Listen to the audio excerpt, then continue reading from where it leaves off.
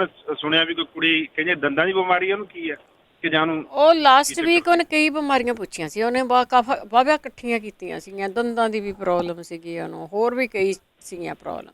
ਦੰਦਾਂ ਦੀ ਪ੍ਰੋਬਲਮ ਹੈਗੀ ਆ ਤੇ ਇੱਕ ਹੱਕਲਾ ਲਾਵਾ ਦਾ ਪਾਊਡਰ ਮਿਲਦਾ ਵਾ ਇੰਡੀਆ ਤੋਂ।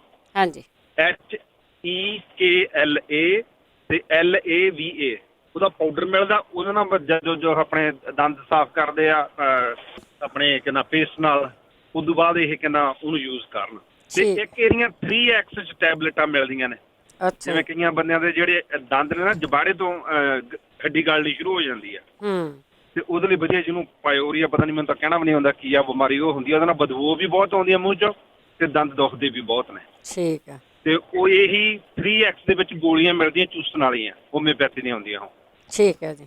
ਤੇ ਉਹ ਲੈਣਾ, ਉਹਦਾ ਲਿਖਿਆ ਹੁੰਦਾ ਤਕਰੀਬਨ ਸਾਰੀਆਂ ਇਹਨਾਂ ਦਵਾਈਆਂ ਤੇ ਕਿੰਨੀ ਤੁਸੀਂ ਲੈ ਸਕਦੇ। ਠੀਕ ਹੈ, ਓਕੇ ਭੈਣ ਜੀ, ਸਤਿ ਸ਼੍ਰੀ ਅਕਾਲ। ਥੈਂਕ ਯੂ ਜੀ, ਸਤਿ ਸ਼੍ਰੀ ਅਕਾਲ ਜੀ। ਪਰਮਜੀਤ। ਹਾਂਜੀ, ਮੇਰਾ ਸਵਾਲ ਹੈ, ਮੇਰੀ 5-6 ਸਾਲ ਹੋ ਗਏ ਸਰਜਰੀ ਹੋਈ ਨੂੰ ਬੈਕ ਦੀ। ਅੱਛਾ। ਤੇ ਉਹ ਸਰਜਰੀ ਸਹੀ ਆ, ਪਰ ਮੇਰੀਆਂ ਲੱਤਾਂ ਨਹੀਂ ਤੁਰਦੀਆਂ। ਇੱਕ ਚੀਜ਼ ਤਾਂ ਹੋਣੀ ਹੁੰਦੀ ਆ, ਤਾਂ ਤੂੰ ਸਾਈਨ ਕਰਾਏ ਸੀ ਉਹਨੀ। ਜੇ ਤੂੰ ਅਸੀਂ ਤੁਰ ਨਹੀਂ ਸਕੇ, ਕੁਛ ਹੋ ਗਿਆ, ਉਹ ਜ਼ਿੰਮੇਵਾਰ ਨਹੀਂ ਗੇ। ਹੋ ਜਾਂਦਾ ਆ, ਕਈ ਠੀਕ ਵੀ ਹੋ ਜਾਂਦੇ ਆ ਉਹਦਾ, ਪਰ ਹਾਂ ਲੱਤਾਂ ਨੂੰ ਫਰਕ ਪੈਂਦਾ ਆ। ਤੁਸੀਂ ਕੋਈ ਵੀ ਸਰਜਰੀ ਕਰਾਓ। ਮੇਰੀਆਂ ਨਾੜਾਂ ਨਹੀਂ ਚੱਲਦੀਆਂ। ਜੇ ਕਿਸੇ ਨੂੰ ਪਤਾ ਹੋਵੇ ਤਾਂ ਕੋਈ ਮੈਨੂੰ ਇਲਾਜ ਦੱਸੇ। ਕਿੰਨੇ ਸਾਲ ਹੋ ਗਏ ਕਹਿੰਦੇ?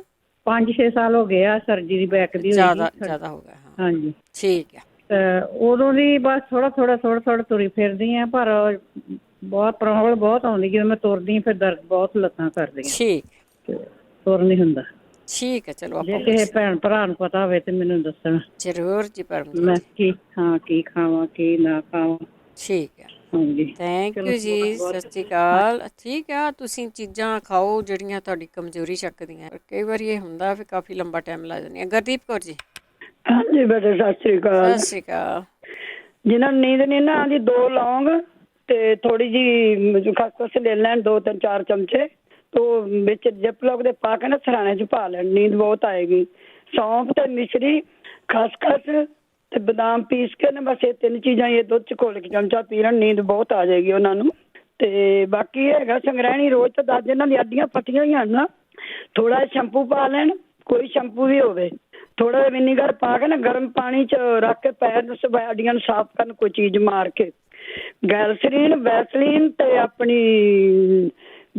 ਵੈਸਲੀਨ ਤੇ ਨਿੰਬੂ ਨਿਚੋੜ ਕੇ, ਹਰਾ ਨਿੰਬੂ, ਉਹ ਰੋਜ਼ ਮਾਰਨ। ਐ ਅੱਡੀਆਂ ਬਿਲਕੁਲ ਸੌਫਟ ਹੋ ਜਾਣਗੀਆਂ ਉਹਨਾਂ ਦੀਆਂ। ਤੇ ਜਿਹੜੀ ਆ ਸੰਗ੍ਰਹਿਣੀ ਮੈਂ ਦੱਸ ਵੀ ਤੁਸੀਂ ਅਨਾਰ ਦਾ ਜੂਸ ਪੀਵੋ, ਅਨਾਰ ਦੇ ਛਿਲੜ ਦਾ ਪਾਊਡਰ ਦਹੀਂ 'ਚ ਪਾ ਕੇ ਖਾ ਲਓ। ਹਿੰਗ ਜਿਹੜੀ ਦਹੀਂ 'ਚ ਪਾ ਕੇ ਖਾਓ, ਖਿਚੜੀ ਨਾਲ ਬਣਾ ਖਾਓ। ਰੋਟੀ ਕਈ ਦਿਨ 5-7 ਦਿਨ ਛੱਡ ਦਿਓ। ਕਣਕ ਦੀ, ਮੱਕੀ ਦੀ ਰੋਟੀ ਰੋਜ਼ ਖਾ ਲਓ। ਵਿੱਚ ਲੱਸੀ 'ਚ ਵੀ ਹਿੰਗ ਪਾਓ, ਦਹੀਂ 'ਚ ਵੀ ਹਿੰਗ ਪਾਓ।